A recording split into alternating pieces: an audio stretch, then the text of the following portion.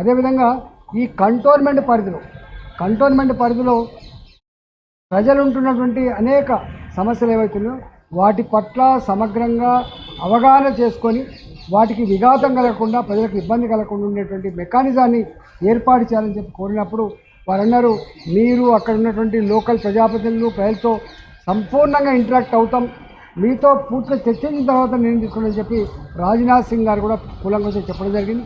రాజ్నాథ్ సింగ్ గారు కావచ్చు, గడ్కరీ గారు కావచ్చు, అదేవిధంగా అర్బన్ డెవలప్మెంట్ మినిస్టర్ ఖట్టర్ గారు కావచ్చు, అదేవిధంగా రైల్వే మినిస్టర్ గారు కావచ్చు, వీళ్ళందరూ కూడా మల్కాజిగిరి పార్లమెంటుని ఇవాళ అన్ని రకాలు అభివృద్ధి చేయడానికి, అన్ని సమస్యల పరిష్కారానికి మా సంపూర్ణ సహకారం ఉంటుందని చెప్పడం జరిగింది. గతంలో నేను ఆర్థిక మంత్రిగా పనిచేసినాం, గతంలో ఆరోగ్య శాఖ మంత్రిగా పనిచేసినాం, గతంలో పార్టీ ఫ్లోరిడ్గా పనిచేసిన అనుభవం ఉంది కాబట్టి సమస్యలు ప్రజలకు ఎట్లా ఉంటాయి, వాటిని ఎట్లా పరిష్కరించాలో అవన్నీ కూడా తెలిసిన వాడిగా డెఫినెట్గా మల్కాజిగిరి పార్లమెంటు పరిధిలో ఒక కొత్త నూతన అధ్యాయాన్ని, ఒక కొత్త ఒరవడిని సృష్టించే దాంట్లో ఇలా కేంద్ర ప్రభుత్వ పరంగా అన్ని రకాల సంపూర్ణ సహకారం అందుతుందని చెప్పే నమ్మకంతో ఇవాళ ఇవన్నిటి కోసం కూడా రిప్రజెంట్ చేయడం జరిగింది. సార్, ప్రతి ఎన్నికల్లో బీజేపీ ఓటు శాతం సిపి శాతం పెంచుకుంటున్నారు, మరి రానున్న భవిష్యత్తు ఎలా ఉండబోతుంది? రాజకీయాలని మాట్లాడతాం. రేపటి కాలంలో మీకు తెలుసు, గతంలోనే 2023లోనే భారతీయ జనతా పార్టీ తెలంగాణ రాష్ట్రంలో అధికారం రావాలి, సరే రకరకాల కారణాల వల్ల రాలేకపోతున్నారు. కానీ దాని తర్వాత జరిగిన ఎన్నికల్లో ఇవాళ ఎమ్మెల్యే ఎన్నికల్లో 14 నుంచి 15% ఓటు సాధించుకున్నాం.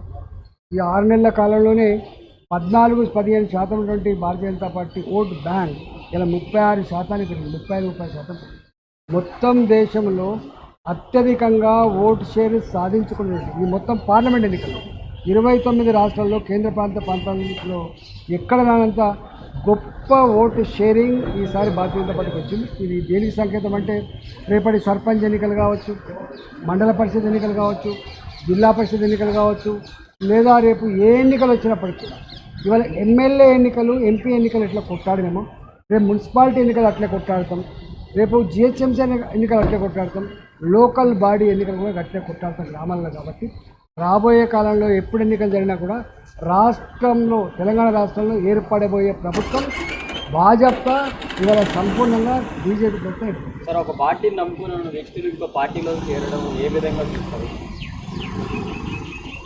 సరే, పొజిషన్లో లేని వాళ్ళు చేయడం ఒక అంశం, కానీ యాంటీ డిఫెక్షన్ లా ఉండిన తర్వాత రాజ్యసభ సభ్యులు కావచ్చు, లోకసభ సభ్యులు కావచ్చు, ఇవాళ లేదా ఎమ్మెల్యేలు కావచ్చు, ఎమ్మెల్సీలు కావచ్చు, యాంటీ డిఫెక్షన్ లా ఉండగా దాన్ని గుట్టదాఖలు చేస్తూ, దాన్ని అపహాస్యం చేస్తూ, అవహేళన చేస్తూ ఈ భాజపా కండకప్పుకునే పద్ధతి మంచిది కాదు.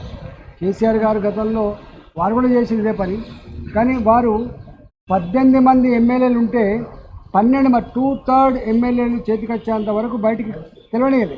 లోపల మాట్లాడుకున్నాడు, మాట ముచ్చట అయిపోయింది, కానీ వాళ్ళు ఎవరు జైలు కాలేదు. కానీ 12 మంది సంపూర్ణ వచ్చినట్టు జరిగింది. కానీ ఇక్కడ కాంగ్రెస్ పార్టీ 39 మంది ఎమ్మెల్యేలు ఉన్నటువంటి టీఆర్ఎస్ పార్టీలో 26 మంది వస్తేనే ఇవాళ యాంటీ డిఫెక్షన్లా అట్రాక్ట్ కాదు. కానీ ఏ ఎమ్మెల్యేకి ఆ ఎమ్మెల్యేని కనుగప్పి ఇప్పటికే 5 మందిలో 6 మంది తీసుకున్నారు అంటే బరిదగించిన పని అన్నట్టు. చట్టం ఏం చేస్తుంది? స్పీకర్ మా వాళ్ళే ఉన్నారు, మా స్పీకర్ ఉండగా మీ సభ్యత్వాలు పోవాలని మాట చెప్తున్నారు. ఇది మంచిది కాదు. డెఫినెట్గా చట్టం సుప్రీంకోర్టు ఉంటుంది, హైకోర్టు ఉంటుంది. ఈ బరిదగించి యాంటీ డిఫెక్షన్ లా ఉండగా కూడా ఇట్లాంటి చర్యలు చేపడితే చట్టం తప్పకుండా దాన్ని పని చేస్తానని విశ్వాసం ఉంది. ఈ పద్ధతి మంచిది కాదు. సార్, ఫైనల్గా తెలంగాణ బీజేపీ అధ్యక్షుల రేస్లో మీరు ఉన్నారా? మా పార్టీ గట్లా నేనున్నానా, ఇంకో ఆయన ఉన్నానంటే మా పార్టీ ఎవరిని ఎప్పుడు ఎక్కడ పెట్టానో, ఏ హోదా కల్పించాలి, ఏ బాధ్యత ఉన్నో అదంతా మా హైకమాండ్. ఈ వీడియో మీకు నచ్చినట్టయితే లైక్ చేయండి, 10 మందికి షేర్ చేయండి. అలాగే కామెంట్ల రూపంలో మీ అభిప్రాయాలను మాతో పంచుకోండి. Nationalist hub group of channels ను సబ్స్క్రైబ్ చేసుకుని తెలుగునాట జాతీయవాద జర్నలిజాన్ని ప్రోత్సహించండి. ఈ వీడియో కింద ఉన్న బెల్ ఐకాన్ పై క్లిక్ చేయడం మర్చిపోవద్దు.